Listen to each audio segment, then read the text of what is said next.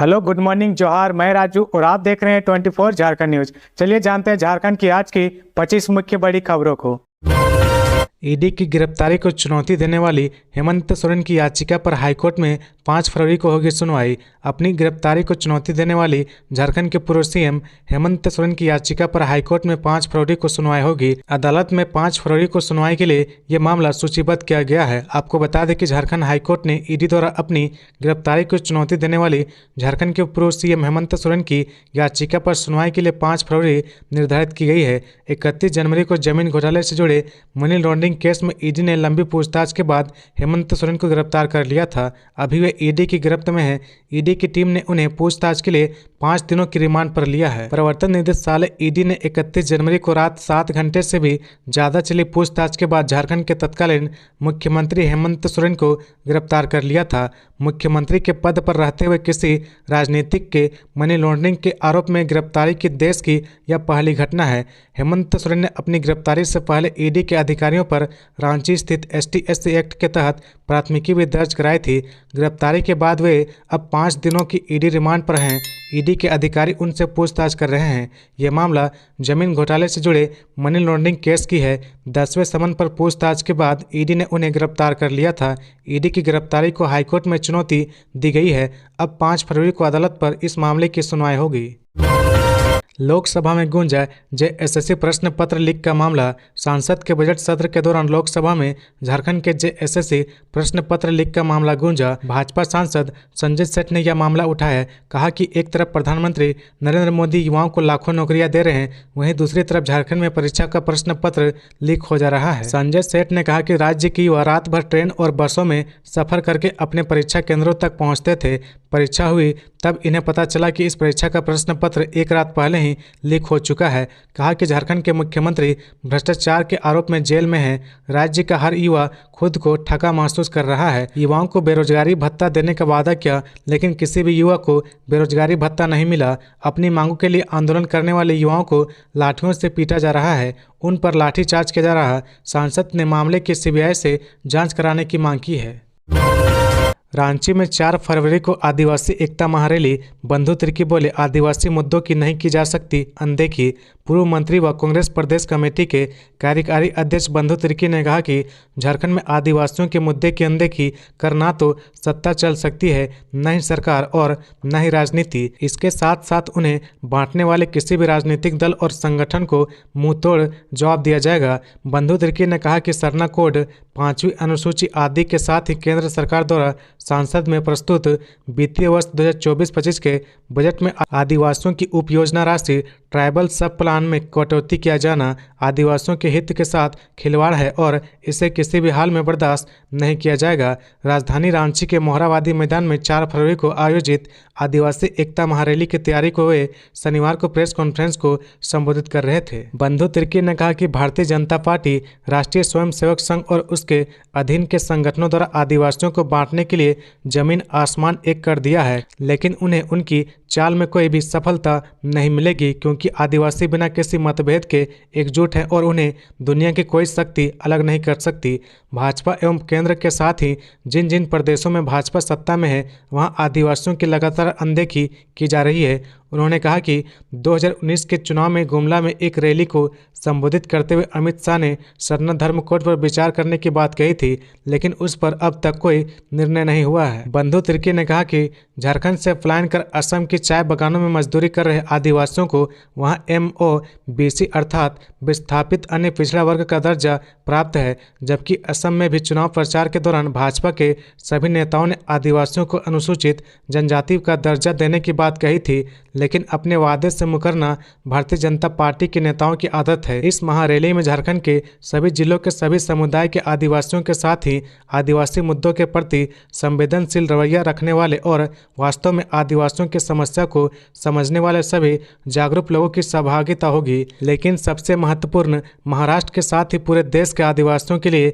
निरंतर संघर्ष करने वाले सुप्रसिद्ध आदिवासी नेता और आदिवासी कांग्रेस के राष्ट्रीय अध्यक्ष शिवाजी राव मोघे का शामिल होना है। इसके साथ ही गुजरात के आदिवासी नेता नारायण राठवा भी शामिल होंगे। मौके पर अजय तिर्की, शिवा कच्छा, प्रभाकर तिर्की, रतन तिर्की मौजूद थे।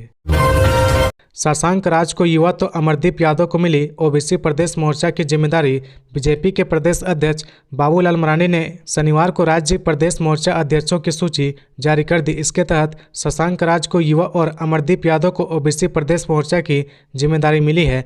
मरांडी की ओर से शनिवार को कुल 7 मोर्चा अध्यक्षों की सूची जारी की है। पूरी खबरों में आगे बढ़ने से पहले अगर अभी तक आपने इस चैनल को सब्सक्राइब नहीं किया तो प्लीज सब्सक्राइब कर ले, जिससे झारखंड की हर छोटी सी बड़ी खबर की अपडेट आप तक पहुंचता रहे।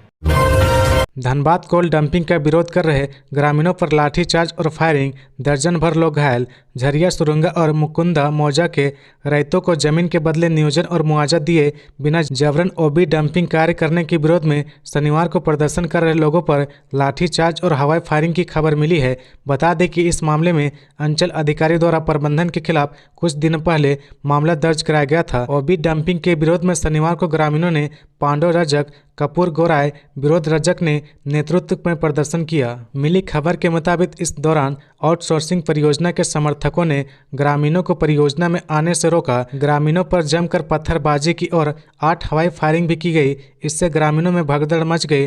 अंततः ग्रामीणों ने मोर्चा बंदी कर पुलिस की मौजूदगी में आउटसोर्सिंग समर्थक गुंडों को खदेड़ दिया। घटना के दौरान पुलिसकर्मी बेबस दिखे। इस दौरान आक्रोशित ग्रामीणों ने एक हमलावर उमेश महतो को पकड़कर जमकर पिटाई कर गंभीर कर दिया। इसके बाद उसे पुलिस के हवाले कर दिया गया। ग्रामीणों ने आउटसोर्सिंग समर्थकों के 2 मोटरसाइकिलों को आग के हवाले कर दिया। साथ ही एक मोटरसाइकिल को क्षतिग्रस्त कर दिया। क्षतिग्रस्त मोटरसाइकिल को पुलिस ने जब्त कर लिया। वहीं पुलिस ने मौके से जिंदा सुतली, पतीला बम और एक फरसा को जब्त किया है। इस दौरान पुलिस को ग्रामीणों के विरोध का भी सामना करना पड़ा। फ्लोर टेस्ट में शामिल होंगे पूर्व सीएम हेमंत सोरेन। ईडी की विशेष अदालत ने दी अनुमति। PMLA special court ED court ने झारखंड के पूर्व सीएम हेमंत सोरेन को फ्लोर टेस्ट विश्वास मत में भाग लेने की अनुमति दे दी है। शनिवार को ईडी की विशेष अदालत ने यह आदेश दिया है। 5 फरवरी को चंपई सोरेन सरकार विश्वास मत हासिल करेगी। 31 जनवरी को प्रवर्तन निदेशालय ईडी ने जमीन घोटाले से संबंधित मनी लॉन्ड्रिंग के मामले में झारखंड के पूर्व सीएम हेमंत सोरेन को गिरफ्तार कर लिया था। इससे पहले हेमंत के दिल्ली आवास पर ईडी ने छापेमारी की थी। हालांकि उस वक्त हेमंत सोरेन वहां मौजूद नहीं थे। प्रवर्तन निदेशालय ने 31 जनवरी को 7 घंटे से भी ज्यादा चली पूछताछ के बाद झारखंड के तत्कालीन मुख्यमंत्री हेमंत सोरेन को गिरफ्तार कर लिया था। मुख्यमंत्री पद पर रहते हुए किसी राजनीतिक के मनी लॉन्ड्रिंग के आरोप में गिरफ्तारी की देश में यह पहली घटना है। हेमंत सोरेन ने अपने गिरफ्तारी से पहले ईडी के अधिकारियों पर रांची स्थित ST/SC एक्ट के तहत प्राथमिकी भी दर्ज कराई थी। चंपई सोरेन ने सीएम आवास का किया निरीक्षण। बहुमत साबित करने की तैयारी में जुटे। मंत्री पद की शपथ लेने के बाद चंपई सोरेन ने पहले दिन मुख्यमंत्री आवास का जायजा लिया। वहीं सदन के भीतर बहुमत साबित करने की तैयारी में लगे हैं। संथाल परगना में शनिवार दोपहर लौटने के बाद उन्होंने मुख्यमंत्री आवास का निरीक्षण कर वहां की व्यवस्थाओं को लेकर जरूरी दिशा निर्देश दिए हैं। हेमंत सोरेन के कार्यकाल में मुख्यमंत्री का नोटिफाई आवास व नेता प्रतिपक्ष के आवास को मिलाकर मुख्यमंत्री आवास का रूप दिया गया था। मुख्यमंत्री चंपई सोरेन ने शनिवार को अपनी एक्स पोस्ट पर आदिवासी सभ्यता को लेकर पोस्ट किया। इस पोस्ट के जरिए उन्होंने कहा कि मिस्र के फराओं से लेकर मेसोपोटामिया तक दुनिया की कई सभ्यताएं खत्म हो गई है, लेकिन हम बचे हुए हैं क्योंकि हम प्रकृति पूजक हैं और हर मुसीबत से जूझने का जज्बा रखते हैं। हम दुनिया की सबसे पुरानी जीवित सभ्यता से हैं जिसने कभी किसी का बुरा नहीं चाहा। हमें आदिवासी होने पर गर्व है। दूसरी ओर सत्ता पक्ष के 36 विधायक हैदराबाद में जमे हुए हैं। मुख्यमंत्री विधानसभा में फ्लोर टेस्ट के माध्यम से बहुमत साबित करने की तैयारी को अंतिम रूप देने में जुटी हुई है। 5 फरवरी को विधानसभा में चंपई सोरेन बहुमत साबित करेंगे। राज्यपाल ने उन्हें 10 दिनों का वक्त दिया है। हेमंत सोरेन के करीबी भानु प्रताप प्रसाद को ईडी ने किया गिरफ्तार। जमीन घोटाला मामले में ईडी ने राजस्व कर्मचारी भानु प्रताप प्रसाद को गिरफ्तार किया है। इस मामले में रिमांड की सुनवाई 5 फरवरी को होगी। बता दें कि ईडी के अनुरोध पर जारी प्रोटेक्शन वारंट पर उन्हें अदालत में पेश किया गया है। बता दें कि भानु प्रताप प्रसाद को जमीन घोटाले के एक मामले में पहले ही गिरफ्तार किया जा चुका है, लेकिन इस पर गिरफ्तारी झारखंड के पूर्व सीएम हेमंत सोरेन मामले में हुई है। गौरतलब है कि इससे पहले भानु प्रताप प्रसाद को ईडी ने सेना के उपयोग वाली 4.55 एकड़ जमीन की अवैध तरीके से खरीद बिक्री मामले में गिरफ्तार किया था और उनके ठिकानों पर छापेमारी की थी, जहां से भारी मात्रा में सरकारी दस्तावेज मिले थे। ईडी ने भानु प्रताप के विरुद्ध जालसाजी, सरकारी दस्तावेजों के दुरुपयोग मामले में भारतीय दंड विधि से संबंधित धाराओं में प्राथमिकी दर्ज करने की अनुशंसा की थी, जिसके बाद ही सदर थाने में 1 जून 2023 को प्राथमिकी दर्ज हुई थी। अब भानु की इस दूसरे केस में भी गिरफ्तारी हो गई है। झारखंड में 6 फरवरी को बारिश, छठे धुंध, बदलेगा मौसम। झारखंड में फिर से मौसम बदलने की संभावना है। पश्चिमी विक्षोभ के आने के कारण 5 फरवरी से मौसम में बदलाव होने का पूर्व अनुमान है। 5 फरवरी से कई जिलों में बादल छाए रहने की उम्मीद है। 6 फरवरी को राजधानी समेत राज्य के विभिन्न हिस्सों में बारिश होने की संभावना है। गौरतलब है कि पिछले 24 घंटे के दौरान राज्य के दक्षिणी भागों में बारिश होने के बाद मौसम पूरी तरह से साफ हो चुका है। मौसम वैज्ञानिक रांची के अभिषेक आनंद के अनुसार रांची और आसपास के क्षेत्रों का मौसम साफ हो चुका है, जिससे अधिकतम तापमान में वृद्धि हुई है। 4 फरवरी को सुबह में कुहासे के बाद मौसम साफ रहेगा। पश्चिमी विक्षोभ के आने के कारण 5 फरवरी से मौसम में बदलाव होने का पूर्व अनुमान है। मौसम में तेजी से हो रहे बदलाव से लोगों के स्वास्थ्य पर बुरा असर पड़ रहा है। खासकर बारिश होने के बाद लोगों पर ज्यादा असर कर रहा है। सर्दी, खांसी और बुखार के मरीज तेजी से बढ़ रहे हैं। इनमें बुजुर्ग और बच्चे ज्यादा हैं। रिम्स की मेडिसिन ओपीडी में सबसे अधिक मरीजों की संख्या है। इसमें से कुछ मरीजों को भर्ती करना पड़ रहा है। यही स्थिति सदर अस्पताल और ग्रामीण इलाकों के सामुदायिक स्वास्थ्य केंद्रों की भी है। प्राथमिक स्वास्थ्य केंद्रों में लोगों की जांच कर दवा दी जा रही है। किसानों की आय बढ़ाना है मकसद। पूर्वी क्षेत्र कृषि मेले का उद्घाटन कर बोले केंद्रीय मंत्री अर्जुन मुंडा।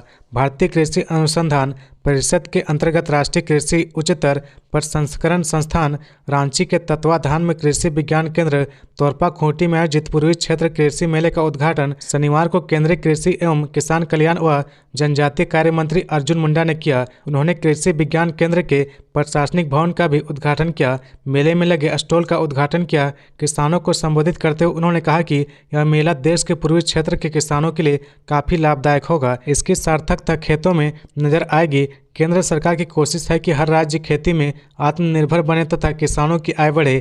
किसानों को परंपरागत खेती के साथ तकनीक से जोड़ने के लिए मेले का आयोजन किया गया है। गुणवत्ता व पोषण युक्त उत्पादन बढ़ाने के लिए प्रबंधन व गवर्नेंस के माध्यम से कोशिश की जा रही है। केंद्र सरकार राज्यों के माध्यम से कृषि व किसानों के विकास के लिए अनेक योजनाएं चला रखी है। बीजेपी के वरिष्ठ नेता पद्म भूषण कड़िया मुंडा ने कहा कि किसानों को लगातार प्रशिक्षण देने की जरूरत है। कृषि व किसानों पर विशेष ध्यान देने की आवश्यकता है। वहीं कोचे मुंडा ने कहा कि ग्रामीण क्षेत्र में कृषि मेले का आयोजन अर्जुन मुंडा के प्रयास से हुआ है। इसका लाभ यहां के किसानों को मिलेगा। उन्होंने केंद्रीय मंत्री से तोरपा में प्रसरण की इकाई स्थापित करने तथा कोल्ड स्टोर का निर्माण कराने की मांग की है। इस अवसर पर पूर्व सांसद रविंद्र राय, भारतीय कृषि अनुसंधान परिषद के महानिदेशक हिमांशु पाठक ने भी विचार व्यक्त किए। स्वागत भाषण ICAR नामकुम के डायरेक्टर अभिजीत कर तथा धन्यवाद ज्ञापन डॉक्टर निर्मल सिंह ने किया। मौके पर डॉक्टर दीपक राय आदि उपस्थित थे। राजधानी रांची को 10 फ्लाईओवर्स की सौगात, लोगों को मिलेगी जाम से मुक्ति। झारखंड में निर्माण कार्य तेजी से किए जा रहे हैं। ट्रैफिक को दुरुस्त करने और इंफ्रास्ट्रक्चर को मजबूत करने के लिए लगातार काम हो रहे हैं। पहले ही रांची वासियों को 3 बड़े फ्लाईओवर की सौगात मिल रही है। इसके अलावा अन्य 6 फ्लाईओवर के निर्माण के लिए DPR तैयार किया जा रहा है। अब राजधानी रांची में एक और फ्लाईओवर निर्माण की योजना तैयार की जा रही है। इसका निर्माण कांटा टोली से लेकर बुट्टी मोड़ तक किया जाएगा। इसके लिए DPR तैयार करने के लिए कंसल्टेंसी का चयन किया जाएगा। पथ निर्माण विभाग ने इच्छुक कंसल्टेंसी कंपनी से DPR तैयार करने के लिए आवेदन मांगा है। कंपनी को 90 दिनों में DPR तैयार करना होगा। करीब 5 किलोमीटर लंबा फ्लाईओवर का निर्माण कराया जाएगा। इसमें भू अर्जन प्रस्ताव से लेकर सारी चीज़ों को शामिल करना है। इस परियोजना पर क्या लागत आएगी, इसका आकलन करने के बाद विभाग आगे बढ़ेगा। फिलहाल मेकन से सिरम टोली चौक तक और बहु बाजार से कांटा टोली तक फ्लाईओवर बन रहा है। कांटा टोली से बुट्टी मोड़ तक कनेक्टिंग फ्लाईओवर बनने से गाड़ियां मेकन चौक से सीधे कांटा टोली चौक होते हुए बुट्टी मोड़ तक आ जा सकेंगी। ऐसे में यह सफर सिर्फ 10 से 15 मिनट तक का हो जाएगा। राजधानी के लोगों को इसी साल 3 फ्लाईओवर की सौगात मिलेगी। 3 फ्लाईओवर बनने से शहर की ट्रैफिक व्यवस्था दुरुस्त करने में काफी मदद मिलेगी। लोगों को जाम से काफी हद तक निजात मिलेगी। फिलहाल तीनों फ्लाईओवर का काम प्रगति पर है। यह प्रयास किया जा रहा है कि इन फ्लाईओवरों को जून 2024 से पहले पूरा कर जनता को सुपुर्द कर दिया जाए। ये तीनों फ्लाईओवर हैं Ratu road elevated corridor, flyover, Siram Toli flyover, Kanta Toli flyover हैं। जेएसएससी कार्यालय घेराव व तोड़फोड़ मामले में 15 नामजद सहित 4000 अज्ञात पर केस। जेएसएससी द्वारा ली गई सीजीएल परीक्षा का प्रश्न पत्र लीक होने का विरोध करते हुए 31 जनवरी को नामकुम स्थित जेएसएससी मुख्यालय पर प्रदर्शन व तोड़फोड़ मामले में 15 नामजद सहित 4000 अज्ञात लोगों पर विभिन्न धाराओं के तहत प्राथमिकी दर्ज की गई है। प्राथमिकी नामकुम थाना में पदस्थापित दरोगा रवि केसरी के बयान पर दर्ज की गई है।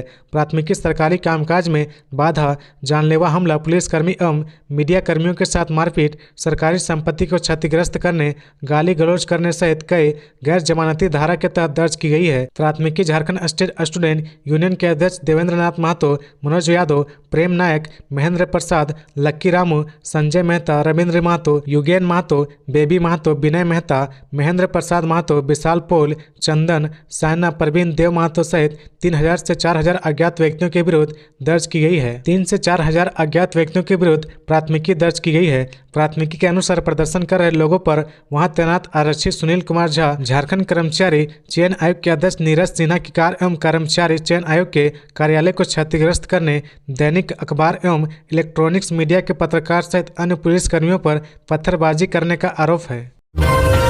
राहुल गांधी ने की देवघर में बाबा बैद्यनाथ की पूजा अर्चना, लोगों ने लगाए मोदी मोदी के नारे।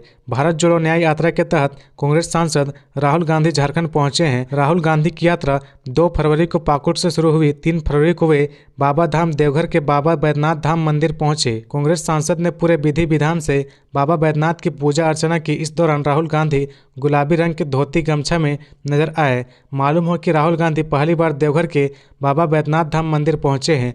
राहुल के आगमन पर उनके स्वागत में बाबा मंदिर वीआईपी गेट से लेकर मंदिर प्रशासनिक भवन एवं मंदिर को फूलों से सजाया गया था। इसके लिए बड़े वाहनों में भारी मात्रा में फूल लाए गए थे। राहुल गांधी ने बाबा बैद्यनाथ मंदिर में करीब 30 मिनट तक पूजा अर्चना की। बाबा मंदिर प्रभारी सह एसडीएम दीपांकर चौधरी ने बताया कि इस दौरान राहुल गांधी की सुरक्षा का पूरा ख्याल रखा गया था। बाबा मंदिर में राहुल गांधी के कार्यक्रम को देखते हुए 1 बजे से बाबा मंदिर में आम भक्तों की एंट्री पर रोक लगा दी गई थी। वहीं मंदिर में पांडा पुरोहित ने अपने अपने तय मंदिर में बैठाकर राहुल गांधी का अभिवादन किया। उनके मंदिर से लौटने के बाद फिर आम भक्तों की एंट्री प्रारंभ कर दी गई। बता दें कि बाबा मंदिर में राहुल गांधी को थोड़ी परेशानी भी झेलनी पड़ी। दरअसल मंदिर में प्रवेश करते ही राहुल गांधी के चारों ओर भीड़ इकट्ठा हो गई। इस दौरान भीड़ मोदी मोदी के नारे लगा रहे थे।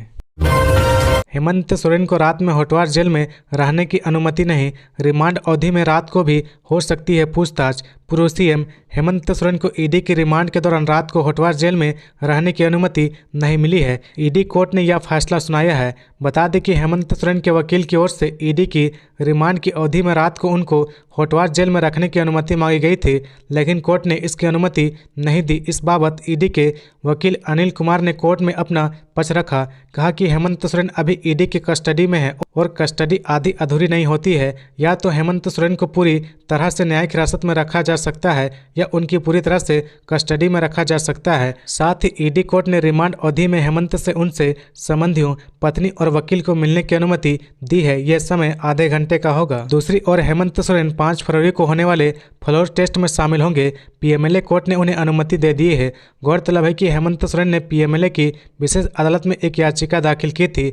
हेमंत ने 5 फरवरी को होने वाले फ्लोर टेस्ट में शामिल होने की अनुमति मांगी थी। याचिका में हेमंत ने कहा कि 5 फरवरी को 1 घंटे के लिए विधानसभा जाने की अनुमति दी जाए। कोर्ट ने हेमंत सोरेन की इस याचिका को स्वीकार कर लिया है। गौरतलब है कि हेमंत सोरेन जमीन घोटाले मामले में ईडी की रिमांड पर हैं। पीएमएलए की विशेष अदालत ने शुक्रवार को हेमंत सोरेन की 5 दिन की रिमांड ईडी को दी थी।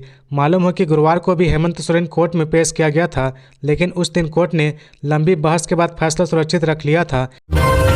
सुदेश महतो ने कहा, आजसू पार्टी बिना पक्षपात के जवाबदेह राजनीति करती है। बुंडू में आयोजित कार्यकर्ता सम्मेलन में सुदेश महतो ने कहा कि आजसू पार्टी बिना पक्षपात के जवाबदेही राजनीति करती है। कहा कि जवाबदेही तय करने के लिए जनता के बीच रहकर उनके हित और अधिकार के लिए काम करने वाला जनप्रतिनिधि चाहिए, जिसके अंदर काम करने की भूख हो। कहा कि आज लोग अपनी आवश्यकता के अनुसार राजनीति करते हैं, उन्हें अपने कर्तव्य का बोध ही नहीं है। आजसू पार्टी जवाबदेह राजनीति करती है। सुदेश महतो ने कहा कहा कि बुंडू के लोग हॉस्पिटल के लिए लड़ रहे हैं, अस्पताल सुचारू रूप से चले इसके लिए भूख हड़ताल पर बैठना पड़ता है, तब अस्पताल शुरू होता है, लेकिन कुछ ही दिनों में फिर से ताला लग जाता है। इसकी यहाँ कोई चिंता करने वाला नहीं है। अब क्षेत्र की महिलाओं और युवाओं ने राजनीतिक बदलाव लाने की तैयारी कर ली है। सुदेश महतो ने आगे कहा कि जनता की आवश्यकता के अनुसार कार्य करना ही हमारा कर्तव्य है। हर एक कार्यकर्ता को लीडर की भूमिका में आना होगा। सामाजिक राजनीतिक जवाबदेही को निभाते हुए हम सभी को मिलकर राजनीतिक भटकाव को पटरी पर लाना है। उन्होंने कहा कि सबसे अधिक ग्राम सभा को मजबूती देने की आवश्यकता है। सशक्त ग्राम सभा के सशक्त ग्रामीण विकास का आधार है। प्रखंड के अधिकारी ग्राम सभा के निर्णयों को लागू नहीं करते हैं। इस स्थिति को बदलने के लिए हमें काम करना है। जनता से झूठे वादे करने वाले लोग आज सत्ता पर बैठे हैं। राज्य में गैर जवाबदेह व्यवस्था हावी पर है। बाबूलाल मरांडी ने कहा, लाल कृष्ण आडवाणी को भारत रत्न देना पूरे राष्ट्र को सम्मान जैसा है। बाबूलाल मरांडी ने लाल कृष्ण आडवाणी को भारत रत्न दिए जाने पर उन्हें भारतीय जनता पार्टी का वृत्त पुरुष बताया है। उन्होंने कहा कि करोड़ों कार्यकर्ताओं के प्रेरणा पुंज लाल कृष्ण आडवाणी को केंद्र सरकार द्वारा भारत रत्न से सम्मानित करने का निर्णय अभिनंदनीय है। अपने कुशल नेतृत्व से सदा सर्वदा के लिए भारतीय राजनीति की दिशा बदलने, देश के जनमानस को संगठित कर राम मंदिर निर्माण के संकल्प को साकार करने में आडवाणी जी का योगदान हम सबके लिए अनुकरणीय है। बाबूलाल मरांडी ने कहा कि आज़ादी के बाद देश के पुनर्निर्माण में आडवाणी जी की अहम भूमिका रही है। वे राजनीति में सुचिता के जीवंत उदाहरण हैं। इनकी अतुलनीय योगदान के लिए उन्हें भारत रत्न से सम्मानित करने के निर्णय के लिए प्रधानमंत्री नरेंद्र मोदी का आभार है। उन्होंने कहा कि लाल कृष्ण आडवाणी का भारत के विकास में योगदान अविस्मरणीय है। उनका जीवन सामान्य स्तर पर काम करने से शुरू होकर उप प्रधानमंत्री की यात्रा तक का है। वहीं प्रदेश संगठन महामंत्री करमबीर सिंह ने कहा कि प्रधानमंत्री नरेंद्र मोदी के नेतृत्व में भारत सरकार के द्वारा देश के भूतपूर्व उप मुख्यमंत्री लाल कृष्ण आडवाणी जी को भारत रत्न से अलंकृत करने का निर्णय सभी को आनंदित करने वाला है। कहा कि भारतीय राजनीति में आडवाणी जी का संगठनात्मक जीवंत, सुचिता, समर्पण और दृढ़ संकल्प की प्रतिमूर्ति है। पिकअप वाहन की टक्कर से साइकिल सवार की मौत। रांची के बुढ़मू थाना क्षेत्र में पिकअप वाहन की टक्कर से साइकिल सवार की मौत हो गई। मिली जानकारी के अनुसार घटना बुढ़मू के नौज के पास घटी है। पिकअप वाहन की टक्कर से घटनास्थल पर ही साइकिल सवार की मौत हो गई। मृतक कुलवे गांव का निवासी बताया जाता है। उसकी पहचान अब तक नहीं हो पाई है। मौके पर मौजूद ग्रामीणों ने बताया कि पिकअप वाहन तेज गति से आ रहा था। अचानक वाहन पर से चालक का नियंत्रण खत्म हो गया और विपरीत दिशा से आ रही साइकिल उसकी चपेट में आ गया। इससे मौके पर ही उसकी मौत हो गई। कांग्रेस विधायक इरफान अंसारी ने जताई बगावत की आशंका। गुलाम अहमद मीर ने किया खारिज। झारखंड में मचे घमासान के बीच कांग्रेस विधायक इरफान अंसारी ने कहा था कि अगर कुछ मंत्रियों को दोबारा मंत्री बनाया गया तो पार्टी में बगावत हो सकती है और नेतृत्व को सोचना होगा। गुलाम अहमद मीर ने कहा, हर विधायक की कुछ इच्छाएं होती है। वह दूसरी बार विधायक बने हैं, लेकिन जब कल शपथ समारोह से पहले हमारी विधायक दल की बैठक हुई तो वहाँ कहा गया कि यह सर्वसम्मति से लिया गया फैसला है। आखिरकार वह मुद्दा खत्म हो गया है। उन्होंने आगे कहा कि झारखंड के लोगों के खिलाफ साजिश को देखते हुए यह निर्णय लिया गया है कि हमारे विधायक सुरक्षित स्थान पर चले जाएंगे। उन्होंने कहा कि अगर फ्लोर टेस्ट हो गया होता तो यह स्थिति नहीं आती, लेकिन यह 5-6 फरवरी के लिए निर्धारित था। इसलिए झारखंड और इसके लोगों के खिलाफ रची गई साजिश को देखते हुए यह निर्णय लिया गया कि हमारे विधायक सुरक्षित स्थान पर रहेंगे। फ्लोर टेस्ट 5 फरवरी को होगा। वे 5 फरवरी को फ्लोर टेस्ट में भाग लेने के बाद मुक्त हो जाएंगे। उनकी भावनाओं को कांग्रेस राज्य इकाई के अध्यक्ष राजेश ठाकुर ने दोहराया, जिन्होंने कहा, जब चौकीदार चोर बन जाता है तो किसी को अपने लोगों से सावधान रहना पड़ता है, इसलिए इसमें कोई समस्या नहीं है। हमारे पास ऐसा है, बहुत संघर्ष के बाद एक बड़ी जीत आई है। जब विधायक एक साथ रहना चाहते हैं और एक साथ विश्वास मत का सामना करना चाहते हैं तो इसमें समस्या क्या है।